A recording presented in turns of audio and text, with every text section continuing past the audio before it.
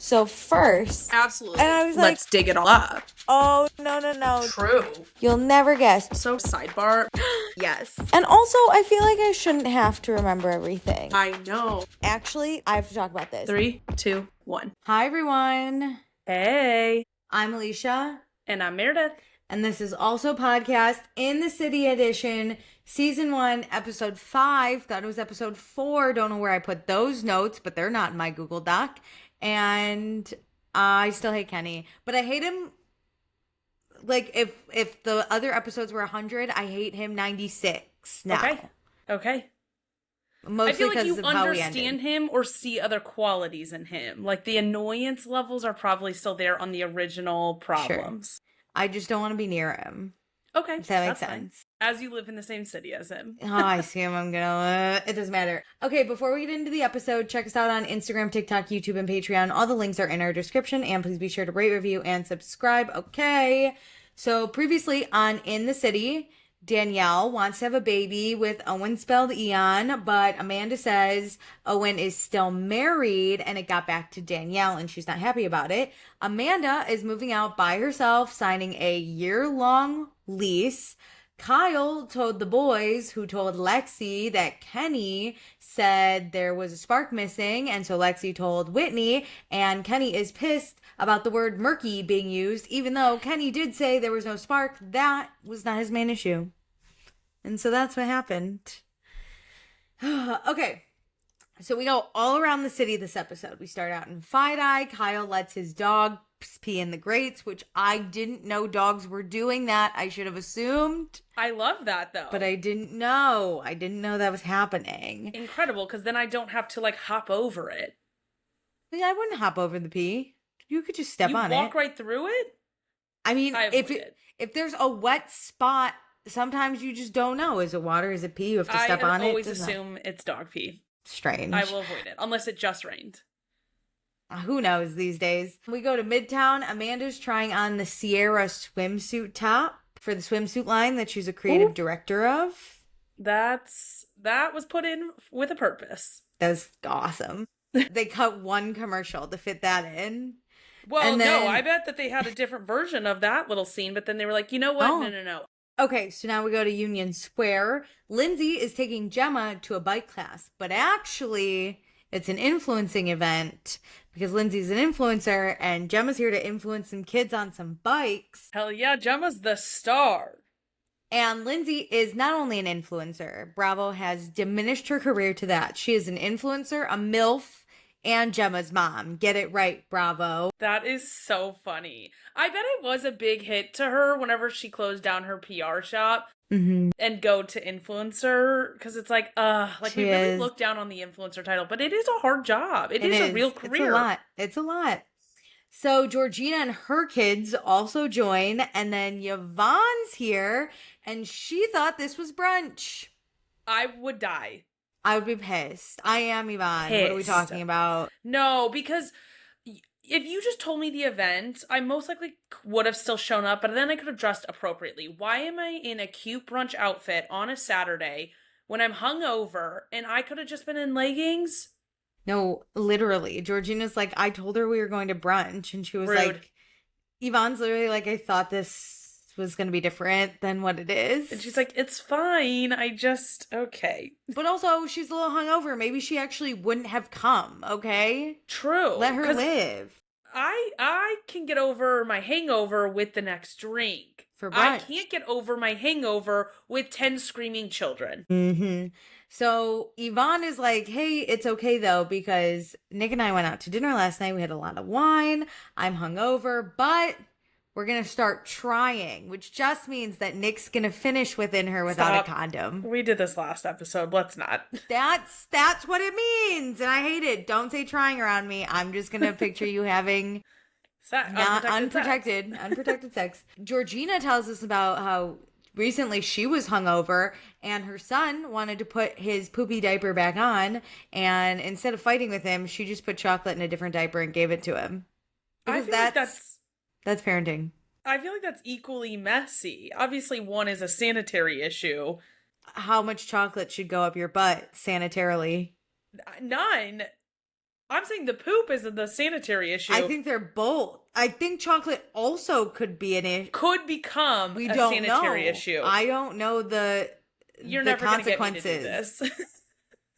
But that's, that's moms. That's parenting. That's moms. Okay, so now we go to the East Village. We go to Gotham Burger with Kyle and Kenny. Kenny immediately dives in. He's like, hey, what's up? So I got to tell you about what I heard you said. And you repeated it wrong. So he brings up the conversation about Whitney that Kenny said, because he said a lot of nice things about Whitney. Like, she's always happy. She's so bubbly. That one drove me nuts. Why didn't you pass along the nice stuff, Kyle? I told you good things.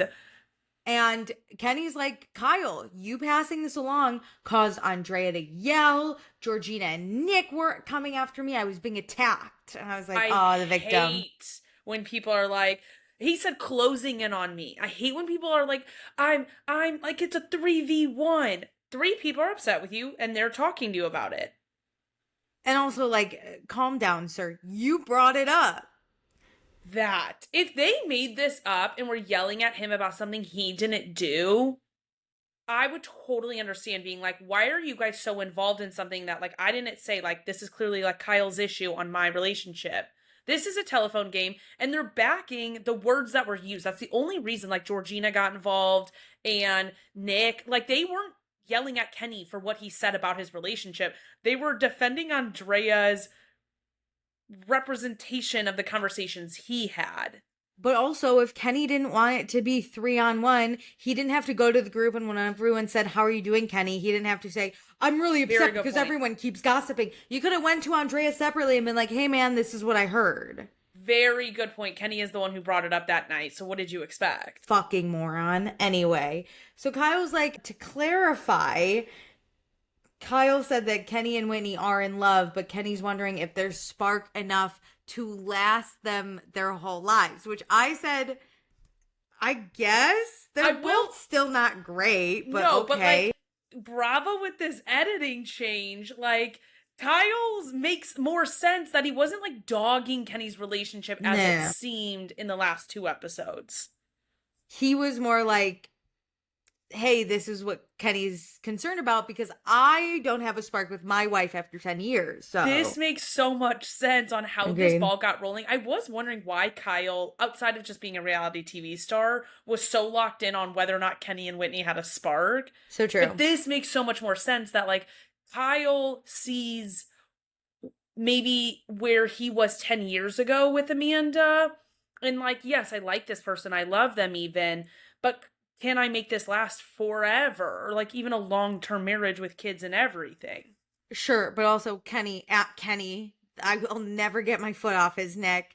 The way you said it, it was still bad. It still wasn't great, my guy. Kyle relayed it better, though, because it did look really bad that Kyle was like, yeah, no, there's no spark there, when that he didn't do that. You know what? We let off the gas with Kyle. I'm still full-blown coming at Kenny. Anyway. Absolutely. Here's the thing is, Kenny doesn't have a leg to stand on for being mad at Kyle.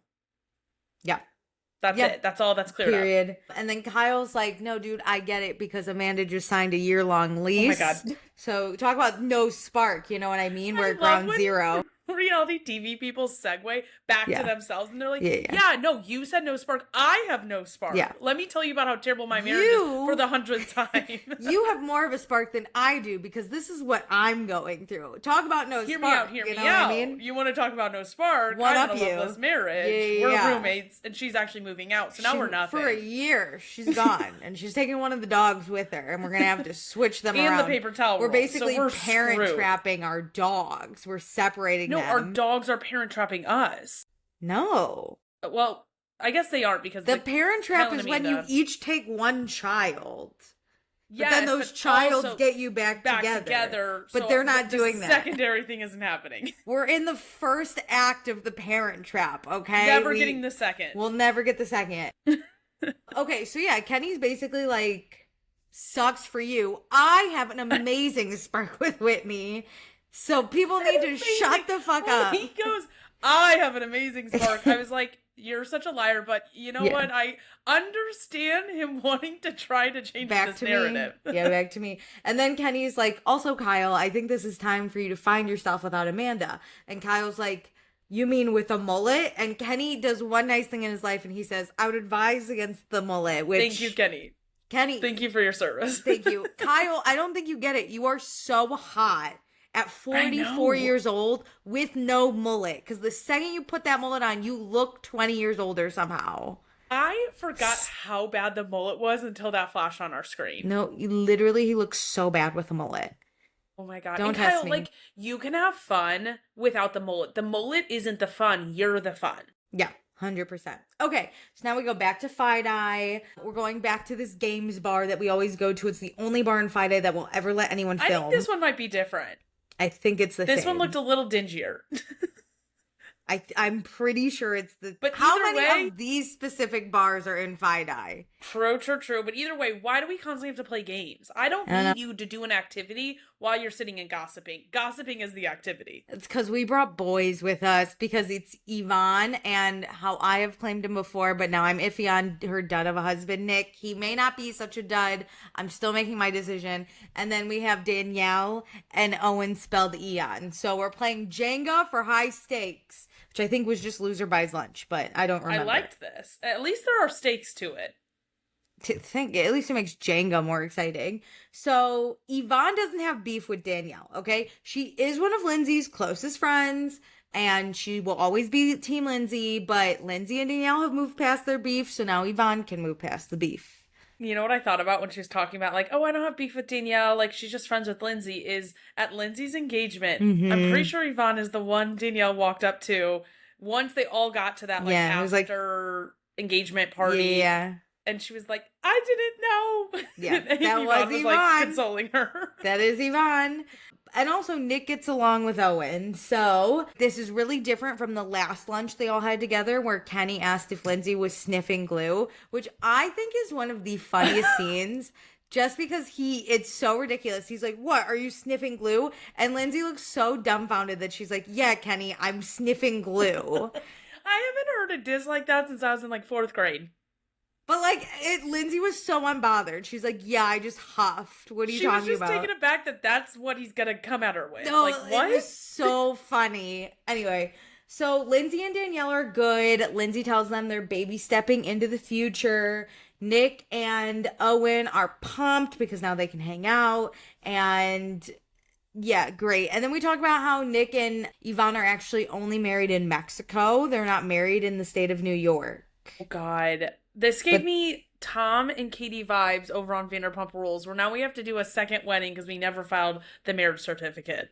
Nick, I've been around the block a lot, and you haven't convinced me you're not Tom Schwartz yet, so. I know. And this is also one of my fears of so many people doing these destination weddings is I, in my own personal life, have had to educate people that marriage does not count when you're getting married in Mexico. You have to get married at some point in the U.S. on U.S. soil. Yep.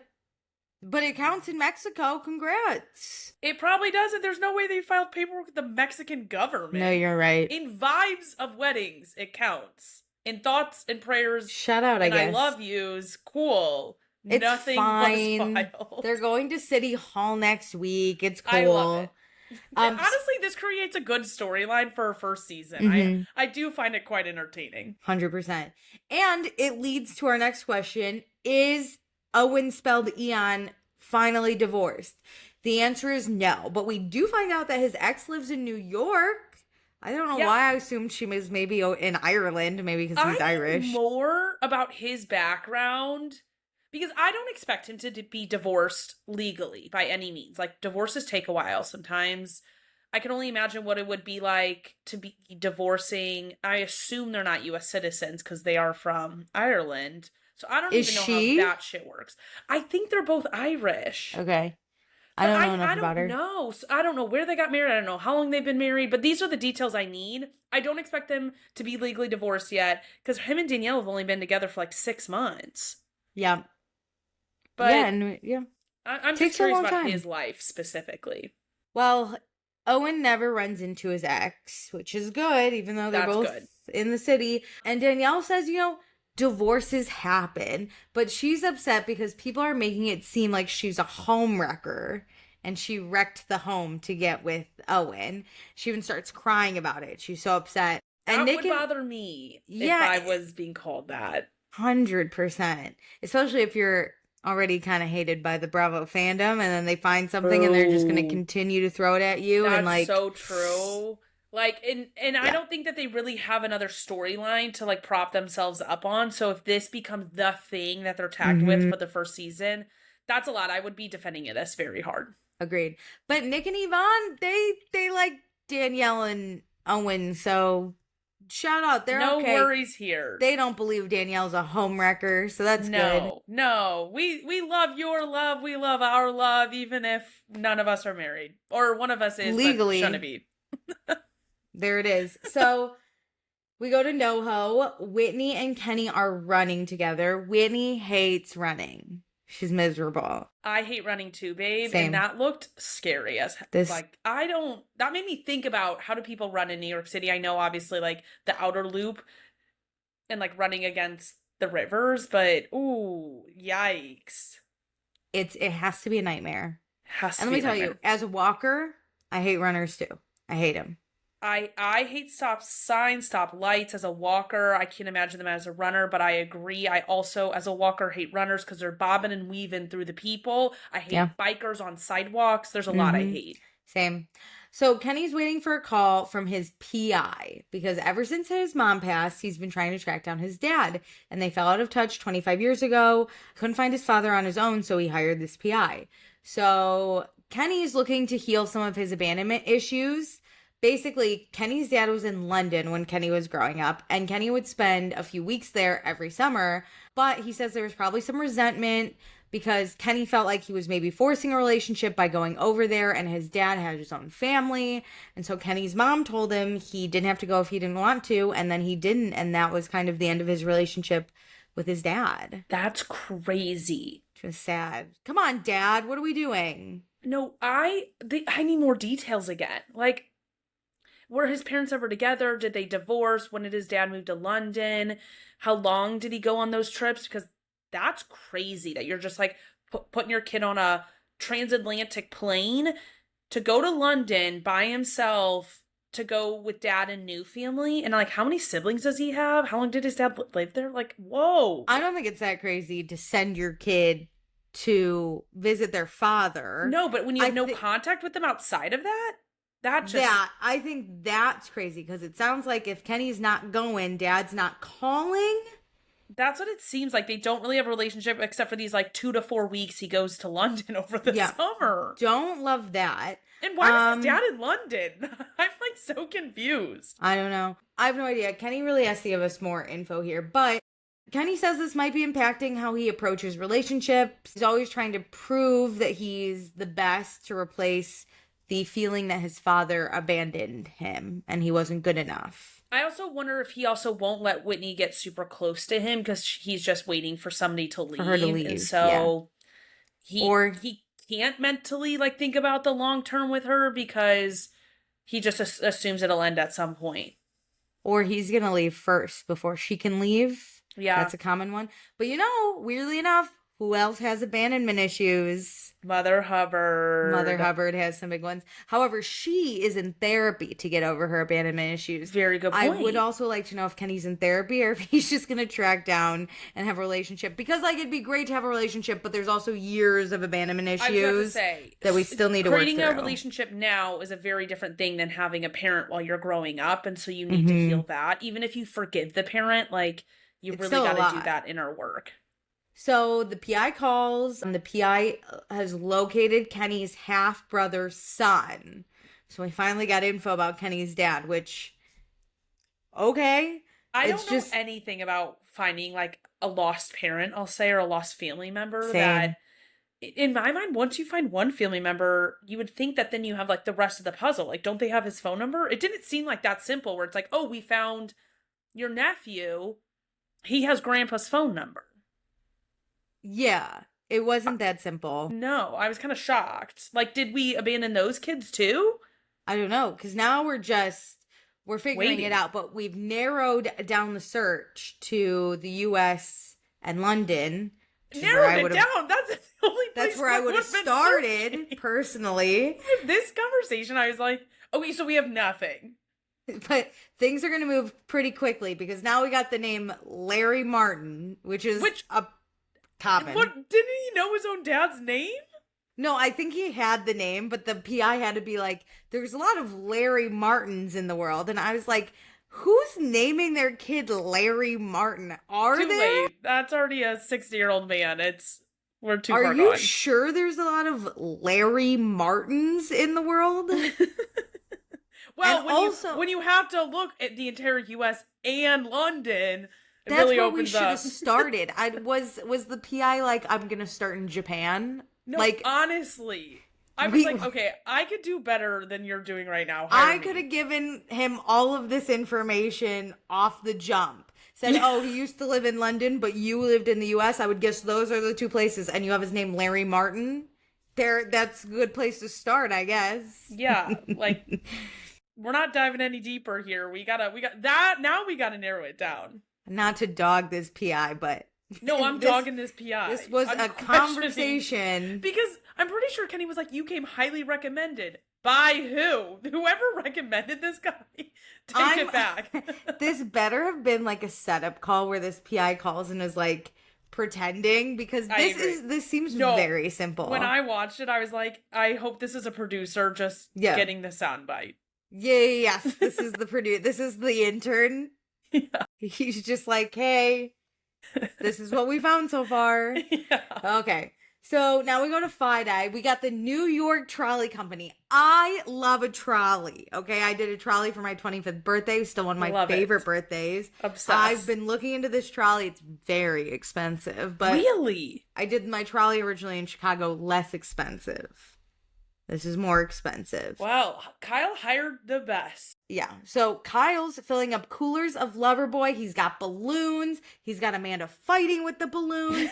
The plan is we're going to go by stores and bars and do guerrilla marketing with his friends high on his supply, okay? That was actually so funny. I got to give that to Amanda. No, it was funny. We're going to go into these bars and stores and we're going to say, you need Loverboy, and we're going to make deals. Drunk. I'm down. How did you think that this was going to work out? I think Kyle maybe shouldn't be drunk. Kyle's got to do paperwork. No?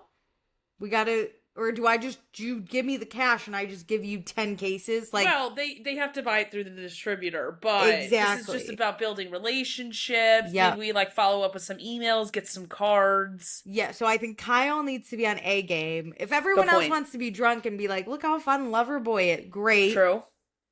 But I think Kyle should... 1 to 2 sober people definitely need it, you're right. At this point, you're, 5 million underground? Probably not that. 500,000 underground? Can't get worse. You might as well. Honestly, that's so true. You might as well. Who cares if this isn't that successful and you get 1 or 2 bars to pick up a few cases? This is a funny bit. Might as well. And the trolley's a business expense. Very good point. This is a great day just for the crew. Mm-hmm. So Amanda didn't know she was working today. She was supposed to be moving out of the apartment for her year-long lease. But as she has said many of times, moving out in her year-long lease is about making the relationship work. So she's trying to be as supportive as she possibly can, which is half-assed but present. That describes Amanda in full. I am so surprised but not surprised that she's like, I am so busy. I have to move. Baby girl, moving is not that hard when you are moving just your stuff to a new apartment, and I know you're going to hire movers. So to pack for you. If you had to pack every time I move, I pack myself. Same. That does take time. But not it's so much that you can't go on a bar crawl. And the best part, Amanda, is as you move out, you're not actually being evicted from your last place. You could go back and grab more shit. You just need the necessities. Yeah. Most people have to move out by a certain day. You don't. Because your husband lives there. and you're just moving I don't know if out. you know, but he is still your husband. Oh my God. But the whole crew is here. Gavin is pissed it's a trolley and not a party bus, which I said, no, trolleys are the best. No, I was like, how it. can you be disappointed? It's not like we got like a city bus. Yeah. Which would also be fun. The city buses are great. I love the bus. Whitney is not excited to be here because last time she saw Gavin, he called her vanilla and boring. He didn't, though. All he said was, maybe you need more from passion. Whitney. More passion is what he said. But Whitney also, she's trying on hats. She doesn't like hats. And Kenny says, no, the hat looks good on you. It takes away from how small your head is. I think that might have been Gavin. No, I think that was Kenny. Was it? Okay. I thought it was Gavin, and I was like, crazy. Wow, she is beefing with you, and you don't even know. You don't even know. And then Kenny is annoyed because no one's apologized to him.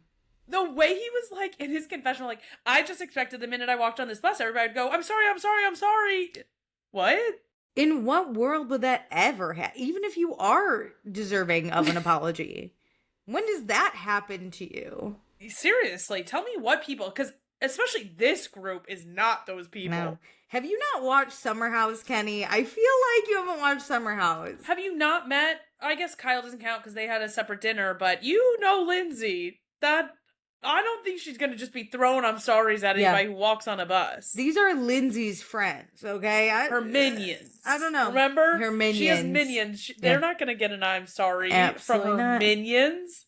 So then we hop over really quick to Tribeca, where Georgina it's Bring Your Children to Work Day because she had to, but she can't go on the party bus because she has to put Botox into Scrotox. She is the only one who has like a normal, I'm going to call it 9-to-5 job. And it's kind of funny, but I fear we need a few more of those people. I love a good 9-to-5er. Yeah. That's what made early Summer House fun. I agree. So, like, get me a finance bro, get me, I don't know, someone in marketing or media. Yeah. No, I love it. So then when everyone on a Wednesday at noon is like, should we rent a party bus? They have to be like, no. And then get me the 9-to-5er, because hers is different since she's a doctor. Give me the 9-to-5er who can, at lunch, come and meet this crew. There you go. Love that. Okay, so we're on the Loverboy trolley. We got free hats for New Yorkers, shirtless Andrea for the viewers, which was great. We missed this. Oh, shirtless Andrea reminds me that I am straight, you know? Hell yes. Yeah. And you know what? This is the exact reason Andrea is on this cast. We will probably get, I'm going to guess, 1 or 2 more from him this season. He never needs to open his mouth. No. Just open his shirt. If he does, it's a pleasure. But the shirtless view of him, incredible. He could say anything to me while he's shirtless. Don't care. And I'm just like, especially if he's handing me a coffee at the same time. Oh, he's giving me something? He could verbally abuse me. He's giving me something and he's shirtless? I'm not even listening. I'm looking, sipping my coffee. Those are the only senses I have available. Sounds amazing. Okay, so it's time to sell to the bars, right? So we go in, we yell at everyone about how great Loverboy is, and then they say, sure, it's delicious, we'll take a case. And everyone goes, yay! And we find out that Gavin does carry Loverboy in his bars. It doesn't do well, but it's there. Which that's not up to him. You have to have the demand out there, but, ooh, that's I'm glad he's supporting. That's true. Gavin also, back on the trolley bus, makes sure that Kenny and Kyle talked. They're good. Andrea does apologize for the misunderstanding, but he says Kenny's approach was wrong. I agree. Mm-hmm. Great. You came in yelling and then felt like you were attacked. There it is. So we got to continue selling. Andrea says that Loverboy gives you abs. That is a line that's worth using in the marketing. Yes, it is. Even though that's illegal because it's not true. If Andrea doesn't work for Loverboy and he just says it, I feel like... Good point. That's fine. It's guerrilla marketing. Anything goes. On TV, it's fine. Maybe to the business doesn't work because he is now an ambassador for Loverboy in this present moment. Whatever works. Hey, it worked. That guy bought some cases. True. And They are just having a blast. Okay, this was so fun to watch. I actually feel like this would be really fun to do. No, I would love to do this. This was great. We all on the trolley are wondering if Gavin and Lindsay are going to kiss, maybe go on a date. Nothing happens. I was like, whoa, what? That's a topic. No, I don't want those two together. And then Lindsay's like, you know who went on a date? Danielle with my best friend Yvonne. And I was like, is this a fight? But it wasn't. Well, at first when she was like, Danielle went on a date, I was like, whoa, what are we talking about right now? And once she brought up Yvonne, I was like, oh, okay. I thought we were about to like really sling some mud about Danielle cheating. No. But I was Friendship like, is date Lindsay only? Jealous? Maybe a little. No, she didn't really care that much. She was just like, gotta hit the beats, you know what I mean? And Yvonne said it was great, but Danielle's going through a lot with Owen because there have been a lot of conversations about them. And Owen's like, yeah, within this group. And he brings up the DeLuca's group chat. And I know Matt's last name isn't DeLuca. I don't care. They're the DeLucas. It's the DeLuca's group chat with Kyle and Amanda. And if you can believe it, I don't even call them the cooks, but I called the other ones the DeLucas. Absolutely.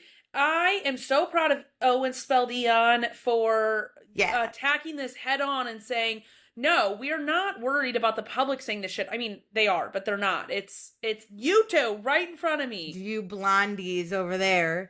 And Amanda's like, ugh, Katie DeLuca has been my best friend since the 3rd grade. I can't. Danielle only knows Katie DeLuca because I introduced them. And, like, we could talk about whatever we want. But Danielle says she doesn't want Katie DeLuca in the middle of this. Katie Apparently, DeLuca firmly put herself in the middle of this, by the way. I mean, to be friends with both Amanda and Danielle, that's the middle. That's the middle. But she's not even just friend. Obviously, she is friends with both of them. But she is the one who has the group chat with Kyle and Amanda, is chatting about these things, and telling Danielle. That's true. Firmly stirring up drama between these two people who don't like each other. So, like, we don't need to be like, oh, poor Katie DeLuca. No, she's poor doing Katie it herself. DeLuca. It's fine. Also, Katie is apparently on this cast. Where the fuck is she? No one likes her. No, I get it, but like, why did Bravo did this with Lexi on Summer House? Like, why are these people the brunette girl? Levi? Oh, Levi, not Lexi. Don't do my girl like that. Okay, but like, why are we getting people on in the official cast who are nowhere to be seen ever? So Kyle says it came out and they didn't know what was true or not. And Danielle's like, okay, but you could ask me about it. You don't have to talk in the group chat with the DeLucas. Yeah. You know? And she goes, I don't have a group chat with the DeLucas talking about your marriage, which I think is a very, I'm like, do you now? Because there's a lot that happened this spring. I would. Maybe not with the DeLucas, but I'm in a group chat chatting about it for sure. I'm in group chats chatting about their marriage personally, and I don't even know them. So Amanda says Danielle should talk to the DeLucas because it was a group chat, and this isn't the first time it's been brought up. Wait, that's crazy that Amanda's like, I'm taking no blame or discussion about this. It's all Katie's fault. You should talk to her. That's also not a good friend since 3rd grade. I would be pissed if you did that to me. Kyle looks like he's the one that sent the article. That is like, okay, fine. Yes, you could say like all the heat shouldn't be on us. We all actively talk about it, like all 4 of us. But the thing that Danielle specifically saw was the message from Kyle with the link that said, wow, which isn't that insane. But Kyle's the one who dropped the thing we're talking about now. And I think Danielle's under the impression that her and Kyle are good enough friends where Kyle could ask her about this. I get the discussion. The other thing is, even if Kyle and Danielle, like, haven't talked in a while, they've both gone through a very similar thing, and I don't think they were beefing, so he could just be like, hey, I saw this, we've all been talked about in the blogs, are you okay, is this true, what's happening? Yeah, like, I think Kyle would still always have his discussion in the DeLuca chat. For sure. And like, did you guys see this? But then, yeah, if you're that concerned, you should text your friend who it's about, being like, are you okay? I saw this and I was shocked to see it. Because Kyle's main argument is, we didn't know if it was true. Oh, you could ask her. That.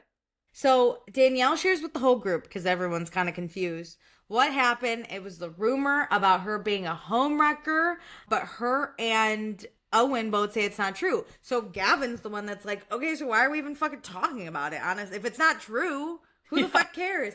And Danielle's more mad that they're talking about it and they never asked her to clarify it. They're just like talking about the rumors. But they weren't really like talking about it the way Danielle, I know. I think, thinks they were. Mm-hmm.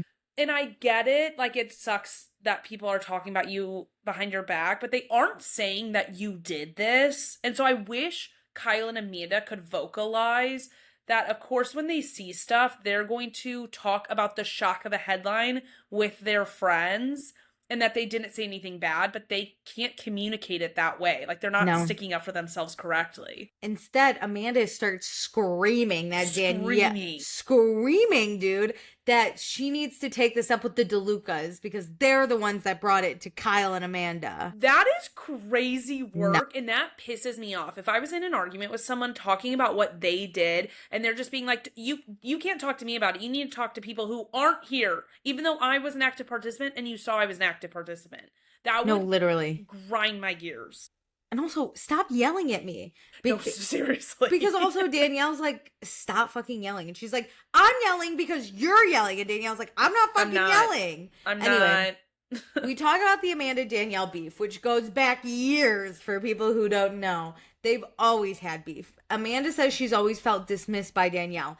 And that Danielle doesn't take her seriously. Well, I mean, Amanda, I don't think most people took you seriously. So that's not just a Danielle thing. And it's that Danielle basically likes Kyle better. Because every time they'd get an argument, I'm not surprised. Danielle would go comfort Kyle. But also, that footage they showed was from the same night, one argument. So, Amanda's saying, oh, Danielle always runs to Kyle's side. Okay, show me. Because, like, I don't have many memories of Danielle being there. Like, the one they showed, okay, the one night. And also, girl, listen, since Danielle came on the scene, basically, y'all have not been friends. If you get in an argument with Kyle and you have your other friends like Paige, Sierra, Hannah at some point that were comforting you, why the fuck would Danielle go hang out with them and comfort you? She's not friends with them either. She's gonna go to Kyle, who she is friends with, because let's be honest, Danielle also liked to have fun. Her and Kyle were on the same wavelength. Danielle always went out. Danielle and Lindsay were always the ones to go out. Amanda and the bedbugs never went out. Kyle, Carl, they all went out. So she is always spending more time with Kyle. And when the arguments happen, Kyle is explosive. So having somebody calm him down is a good idea. Yeah. So, and sorry she was helping. That was a good point. Her, Lindsay, and Carl were all besties, and Carl's best friends with Kyle. Like, the four of them were hanging out. So calm down. No, anyway. The expectations are crazy out of Danielle. Like, listen, I understand that there are Danielle haters there, but if you think Danielle needs to be Amanda's best friend, that's a crazy take. Crazy. Danielle, though, she says she's just more upset that Kyle put in the group chat and she thought they were better friends. So that's her main. I get that. So and she that's needs fair. To take that up with Kyle. She needs to say, Kyle, I'm hurt. That Not that you did yeah. wrong. Yeah. So Kenny and Whitney just leave, which probably better for everyone. Yeah, they're nowhere near involved in this, and Kenny's trying to be like, oh, wow, we gossip a lot in this group. Kenny, get off the bus. Yeah, but we don't need you. Welcome to a TV show, you moron, you know? And so Danielle and Amanda start arguing about what's put in group chats, about leaking things to blogs, because Danielle's been known to do that. Okay. We're just yelling at everyone. Like, I hate when people apples and oranges things and just pull something out. Like, Amanda's like, you can't be mad at me because you've talked to a blog before. Not even about me. Yeah, like, what? Like, why can't she also be mad about her situation? You talked to a blog about my fake friend Paige DeSorbo and her ex-boyfriend Craig Conover, who we don't even like, 3 years ago. And that's why I'm allowed to shit on you. Never be mad at me. So then, like, Danielle's like, oh my God, but you're, like, perpetuating basically, like, a fake rumor. And Amanda's like, is it fake? And Danielle's like, that was crazy work. Oh my God, that's crazy work. Because Danielle rightfully gets pissed and she's like, that's not the truth. And she leaves that trolley bus, whatever. And then Kyle starts to say he doesn't talk to Danielle when Danielle's gonna fuck his wife over. And Amanda's like, Kyle, stop. I don't like when you talk on my behalf. And then Owen's like, he doesn't talk, he shouts. 8 with that. ate with Owen, that. because he's the calmest, he's just like, yeah, he doesn't talk, he shouts. And I was like, Also, whoa, forgot you were Amanda here. went from yelling at Danielle, and Danielle was talking calmly to her the entire time. And then the minute Danielle gets upset when Amanda says, like, oh, is that not true? Amanda becomes the victim again. It's like she instigated the intensity in the yelling. And then she was like, oh my God, I can't believe Danielle would like storm out of here. That's so dramatic. That's so, like, I'm like so over this. And after Kyle, like, obviously gets in her business, she's like, I gotta go. It's like, this is too much yelling. I can't believe there's yelling. Bitch, you were the one who was yelling. She's always the victim. And then Kyle's like, I have my wife's back. And she's like, don't have my back. These two hate each other. Such a goner. And it's just like, there's so many reasons. Every episode, we get at least 4 new ones. I don't know who the fuck was on this trolley being like, yeah, they're going to get back together. They're going to be okay. Truly. Yeah. Also, what's the reason? Kyle, say it. What happened? It's so crazy. So then Andrea and Lexi run off the trolley to go after Danielle. They're like, okay, New York trolley experience is over. Danielle's crying on the street. Lindsay comes out to comfort her. Owen goes to get a pint. He needs Guinness, He's man. Like, get me the fuck out of here. Get me a beer. I get it. That man doesn't want to drink Loverboys all day. He's like, get me a Guinness now. Yeah. I'm an Irishman. This is crazy. So Kyle's left alone on this trolley with a sandwich. We don't know where Amanda went. And Lindsay is just comforting Danielle, which was kind of sweet a little bit. The way Danielle goes, even you wouldn't do that to me. And Lindsay's like, I think you're right. Yeah. Lindsay's like, listen, I've hated you a lot, and I still don't think I'd call you a homewrecker. I think we're good. So then they're back, baby. Her and Danielle. So we go to West Village. We're in line for pizza. This is a very famous pizza place. I have had the one in Williamsburg, I believe. Is it good? It was fine. Okay. Maybe not worth the It wasn't if you're telling me there's nothing good enough to like wait in lines, in my opinion, for. The only thing I'll wait for, I always say, is ice cream, because those are usually just like a window. So the line looks longer, and for sure. The idea this of is it kind of like that. You walk in, you grab your slice, you get out. But, like, also, I'm not a big line girl, and, me like, neither. There's a lot of good pizza out there. You know what I mean? There's a lot of good pizza near me that doesn't take a line. I'm good. Mm-hmm. Okay, so Lindsay makes sure Danielle is okay after the trolley. Danielle's just like, the word home wrecker is very triggering. She tells us that being Latina, you're always seen a certain way as, like, the mistress. Like, you don't actually deserve it. You're always the side character, like, made in Manhattan. She said all of that, because it's just not something I think about. And those are those biases that as a white person is easy just to not think about and not have in my brain. And so I really appreciate her pointing out why it like strikes such a chord with her. The maid, the nanny, the help. Yeah. Yep. It's one of those things. And like the one who's going to seduce the husband and like always be the person to watch out for. Mm-hmm. Yeah. The bad guy that breaks up families. Yep. The good white families, if you will. Let's not make it racist, sorry. But no, you're good. It is important to talk about. Yeah. And then Lindsay gets burped on. That was fun. So they get their pizza. They start walking a little. Danielle asks about Gemma. Gemma's good. Danielle's like, hey, not to be pushy, but when can I come see your apartment? Oh my God. Danielle. And Lindsay's hesitant. And she's open about it. She's like, look, I don't know because I don't really know where we stand.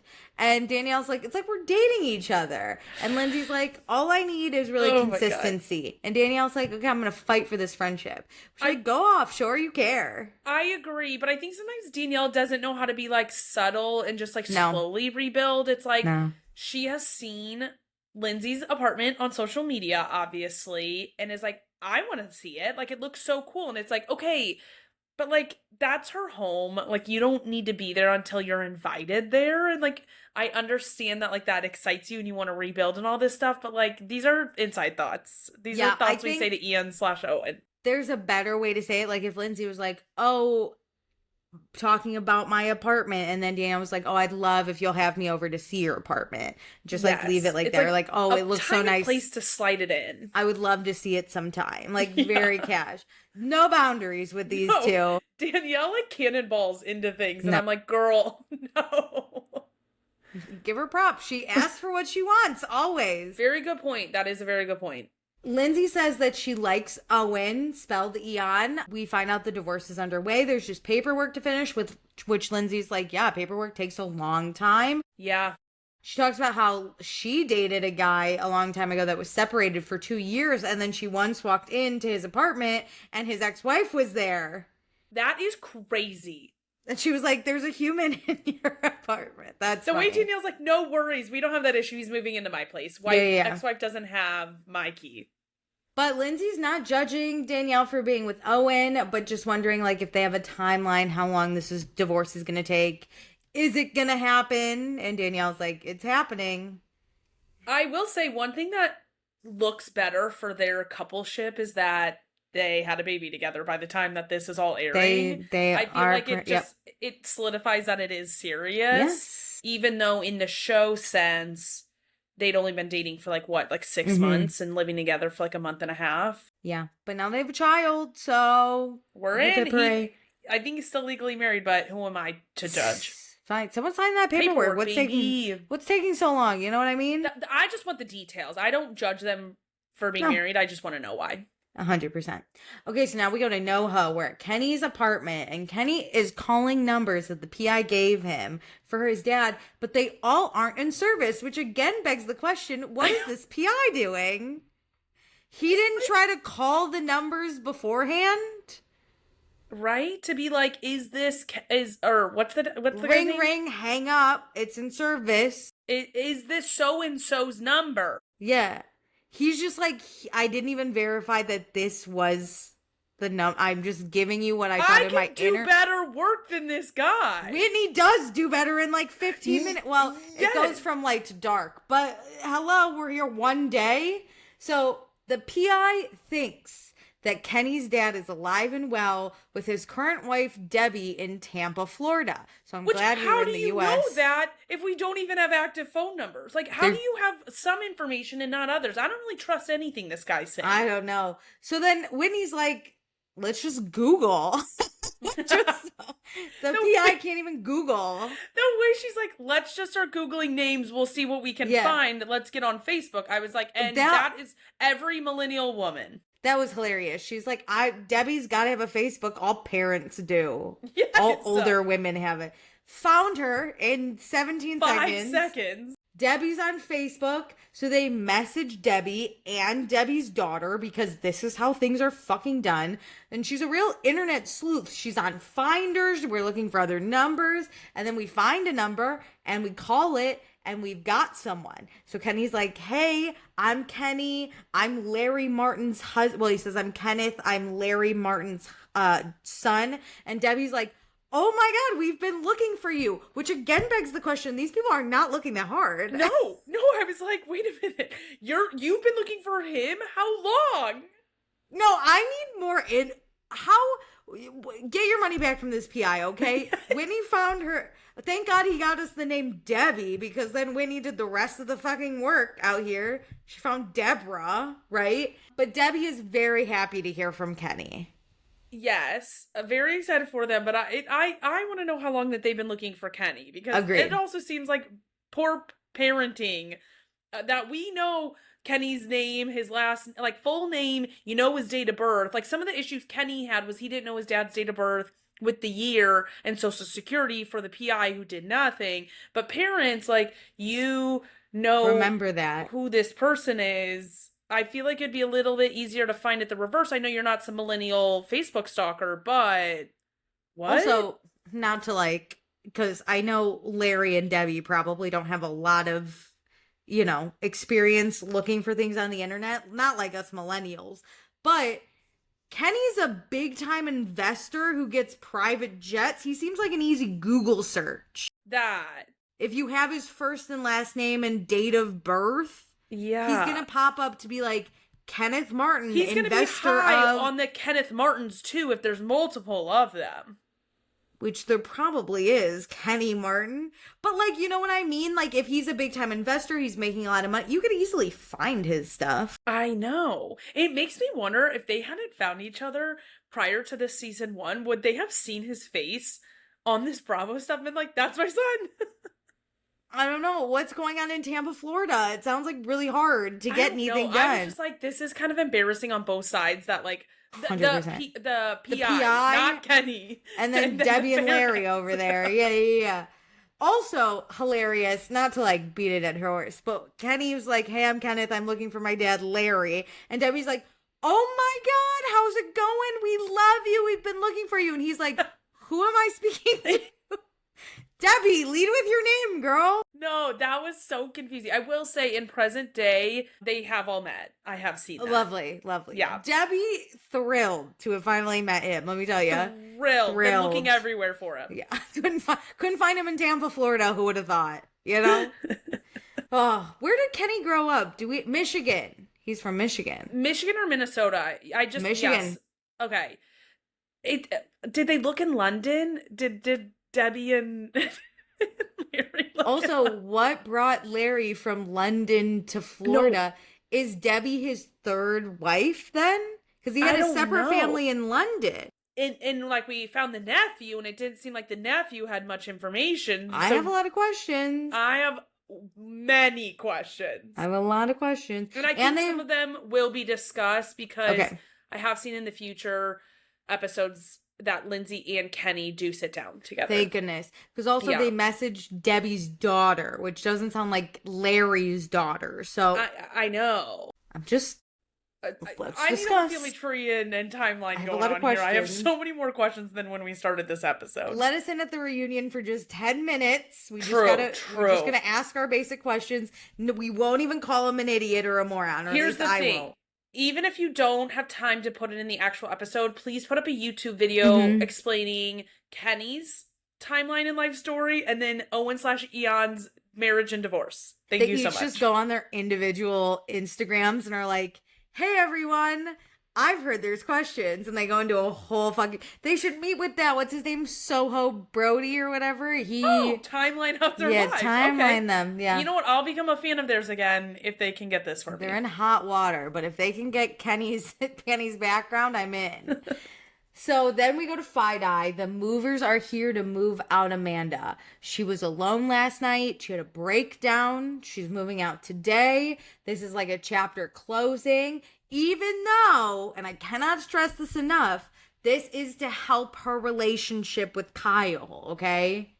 Also, this is it. A choice that she is making. She's not like being shipped off to war and how is our marriage gonna be. She signed a year lease willingly. And I think she's gonna still be in Fi-Dye. I think they'll... Watch her be like 3 blocks away from Kyle. Well, they have to be close because their parents trapping the dogs. She literally grabs one of the two. This is crazy. You should just do what you do with kids and take them both with you because these dogs are siblings. I back this choice that they make. They swap the dogs, but the dogs don't do well together, they've said. So it actually is better. Yeah. So like this is one thing I will give her. Well, I'm happy to hear that because I really thought these dogs were besties. They're not splitting up twin children. They do like fight. They will be fine. Like if one of them's out of town and like let's say Kyle has both dogs, they're fine to be together, but they do better when separated. Oh, lovely. Because, I was worried. I was worried we were just Lindsay Lohaning these twins. No. And then they'll like swap dogs. But I think they'll put them together for like a day and then they'll like separate them for 4. When Kyle's DJing, she'll take both and then he'll come at 3 a.m. pick them up. Amanda is at Wes's apartment. Kyle will have both. Mm-hmm. Isn't it weird the dogs knew about Wes and Amanda before anyone else? Anyway, the one that was there. Dogs could talk. You know maybe they do have favorite dogs because whatever one was on that aftermath really knew West. Yeah. So anyway, Amanda barges into Kyle's work meeting, which just knock. That is common fucking courtesy. No, that was crazy. And then she was like mad because he wasn't like running over to her to say goodbye. And I was like, no, he's on a call. You don't know who he's on a call with. You barge in, you go, I'm leaving. And he's like, okay, guys, I gotta leave the call. I'm so sorry. She's like, no, I'm leaving right now. And I was like, give him a second, dude. Just knock. Just give him the 5 minutes to like wrap up the call. A little knock, be like, hey, I'm leaving. I have to head out. Like she didn't even like, hey, I gotta go. Like whisper it. She barged in. I'm leaving. okay, bitch. With the whole film crew, and Kyle's like, oh, Kyle like is so caught off guard, he like turns and is like, he needs a minute. Anyway. Oh my God. So then he goes out there and he's like, you're leaving. And she goes, what happened last night? She went from like, I gotta go right now to we're having a serious discussion right now to I have to go again. And I'm like, girlie, you chose this. Yeah. You chose exactly what's about to go down. Amanda wants to know who was in the apartment last night, which we all, at least when it was edited, bravo. I thought Kyle brought back a girl or something. He brought back a ton of people, it sounds like. It was a party. Wait, I was like, I thought Kyle was hooking up in the living room. No. There was many people at this apartment. That was crazy. The way she says it too in this conversation gives that connotation a little bit too, because she was like, and you brought a girl? And she's like, who was everybody, Kyle? Who's the girl you brought back? And it's like, okay, so he brought a girl in a sea of people. I don't think there was anything 7 nefarious. Girls. Which one you want to know about? I brought back 20 people while you were trying to sleep, I bet there was one girl and like 4 guys, and the girl was like hooking up with his friend. Sure. I get it. Amanda was asleep. That fucking sucks, dude, to be woken up like that. But it's about the people being there, not because there was a woman. Yeah, I think she's got her argument wrong. Yeah. So Kyle's like, look, I was just doing whatever the fuck I want to do because I'm running away from my problems. And she's like, I can't believe we're leaving on this note.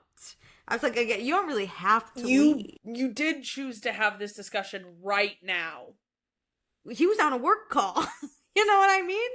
His calendar was blocked, okay? But you interrupted anyway. Yeah. And Amanda wants him to take accountability for his actions. And when I don't know what actions specifically, but when he doesn't. She wanted to have a conversation, I guess, last night in the apartment. Oh, that's right. About moving out. And he spent all Sunday at the marathon and was nowhere to be found. And he was like, well, you made yourself busy all Friday, Saturday night by getting high.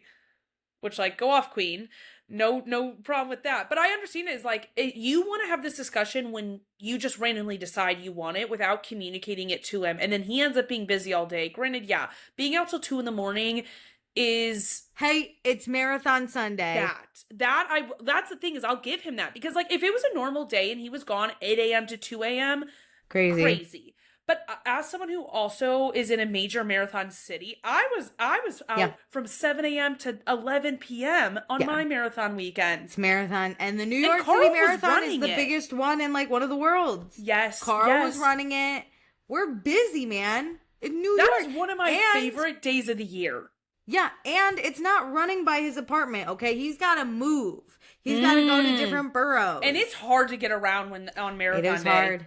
It is hard. Luckily, it runs right by my apartment, so I could just go out really quick and see it. Do you know how terrible it is when your friend's running it and you got to go to like 12 different spots? Yeah, it's the worst. Yes.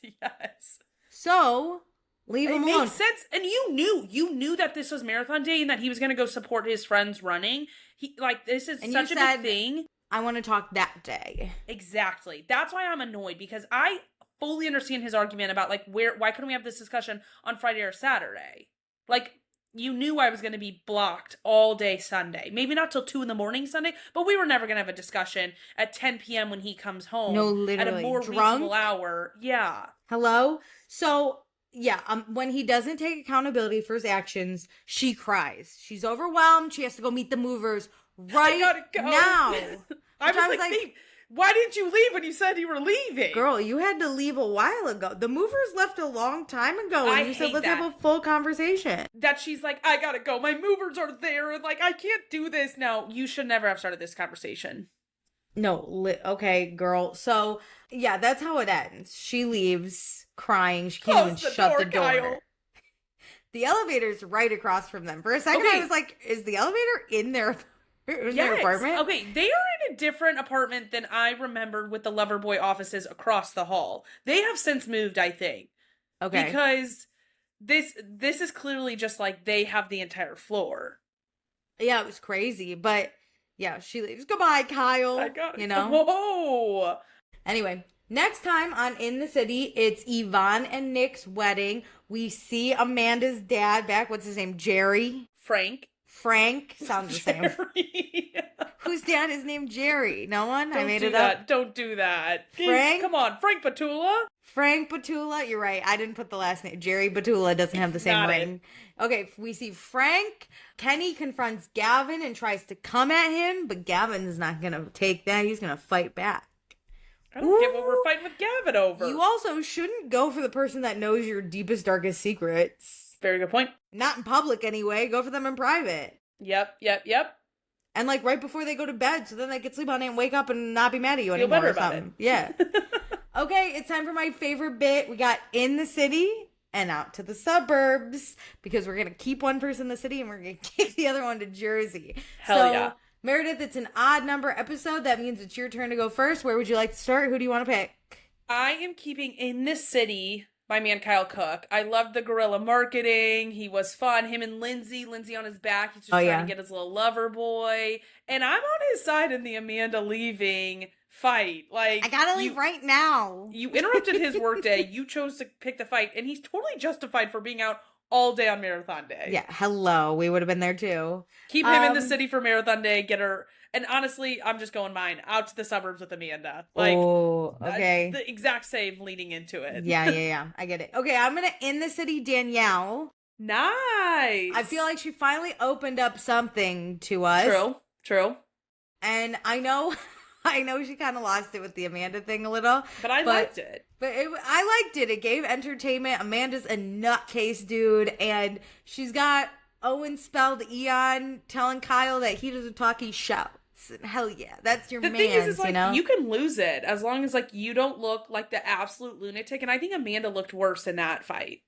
Agreed. Okay, and then I would out to the suburbs that PI because that's crazy. But I'm going to double Amanda because I don't think anyone else really deserves it. I agree. Kenny and Whitney both didn't have bad episodes and everyone else was kind of out of it. Lindsay was great. Yeah, everyone else was fun. Yeah. So I'm going to give it to Amanda double. So I still think that Amanda would look crazy even if we didn't know the West stuff. Do you think? I really wish. God, I hate Bravo sometimes. I really wish I could have I could lobotomize myself and then come back and be like, oh. I just think she looked manic on that trolley. I think we probably would have, you and I at least would have been like, she's kind of like losing it a little. We would have at least been like, she's losing it, or been like, she's less likable without her friends. You know what I mean? Like, I think if anything, the two of us would have been like, ooh, Amanda by herself. It's kind of like early Summer House when like no one really cared about her. Yeah. It's just like she's not great on her own. She's only good when these people we really like have her back. She is only good as a minion. Yes. And I think I would still lay down that like it's inauthentic. There's something very inauthentic about her in the way she's like, Kyle, I have to leave right now. Like, no, as she delayed her departure by 40 minutes. Yeah, she thinks she's eaten with all this, and it's like, you're not. You know what I mean? Yeah. At this point, I don't even care if she's fucking West. I don't care if he's cheating on her. I don't care if they're a smart spaceship Tesla car to me. It's ugly to see, and I don't really care, but I hate it. But she's honestly so inauthentic. Either way. This is what rolled her into her friendship with Wes. She was like high off of like this show thingy. She did her big one. High off her own supply, baby. High off her own supply. She goes into the friendship with Wes. Is getting so much validation for being the party girl. And then she's just like, I got this. Everybody loves she's me. Like, I just ate in the city. I'm gonna be the best. I can do whatever I want. Ariana started dating a guy right away. I can do that shit too. And it's like, no, you can't because you did it wrong. Here's the thing, bitch. You did it wrong. And you're in the suburbs now. And you're not even authentic. Ariana, when she was yelling, I believed it. You look like you're 10 seconds away from crying. Yeah. Is it true? Danielle, just let me talk. Oh, like it's Gotta not. Go, my movers are here. It's always like she's 5 seconds away. She's whiny with it. Like I want a strong. Like Paige is gonna yell at you. Sierra's gonna yell at you. Ariana's gonna yell at you. I love an angry woman. Hell yeah, I support women's anger. And you can even tear up while doing it because like Sierra tears up when she's like at her worst. But it's she's strong, still... it's forceful, she believes it. Amanda's whining about something. Kind of like, don't want you to talk for me. Like, they're setting boundaries and they're putting their opinions out there, and they don't care if you agree with it or not. Amanda is saying it so you agree with her. Yes, that Amanda's inauthentic. She wants to eat with it. She's Gen Zing her way to the top, and look what happened. Anyway. And she's actually sinking. Did you hear, sorry to bring this up on this show, but we have a little time. Do you hear the rumor that she might be pregnant? Okay, yes, but I think that's coming off of the dress she wore to that wedding. Did you see that? Mm-hmm. And I'm like, I immediately thought that too. I said, that's a dress you wear to hide a pregnancy. Yeah. But I don't think she is. Can I be honest? I don't care if she is. If she is, great. If she's not, also great at this point. Weirdly, I would love if her and Wes got pregnant, and that is... Selfishly, I hope they have... For the story, you know what, then? Bring him back on In the City so I can watch it. You know what I mean? I want to watch it from the side. Give me, no, but have her with the Katie DeLuca edit. Yeah.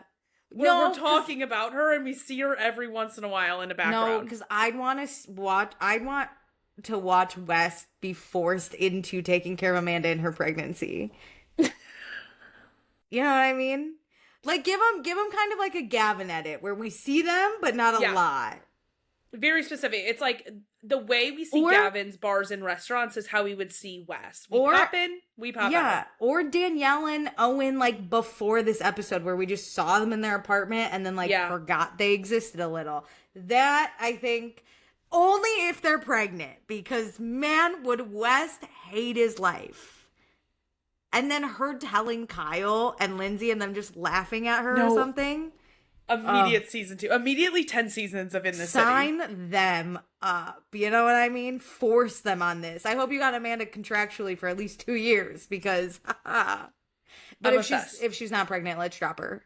You know what I mean? I think they're going to put her on season 2 no matter what, because she is a side character to Kyle's divorce storyline, and so she's a supporting character to that. So I think no matter what, she will have a season 2. I'm so sorry. I can't let this episode end. Are you so excited to see the Kyle edit of Single and Rich because his company's back from the dead? I wouldn't say back from the dead. I think it's on life support. But we're breathing. We're still alive, but we're barely breathing. We're still alive, though. That's the important. Before, we were basically dead. Yeah, I mean, I can't wait to see all versions of Kyle. Because the thing is like, I've always loved and hated Kyle at the same time for the last 10 years. Like, I love to yell at him for his bad behavior, and I love to watch him party his fucking ass off. And so I think that that's just going to continue. I'm just going to see him a lot happier and a lot less yelling at women. Yeah. Oh, I love it. I can't wait. Anyway, what an episode. We'll be back again. I really like this show. I've seen people say it's worse than The Valley. I think you're fucking insane. That is a crazy take. You're nuts, dude. Anyway, but I'm quite excited. We're here all season. Do all the things I mentioned at the beginning of the episode. And with that, love ya. Thanks for joining. Bye.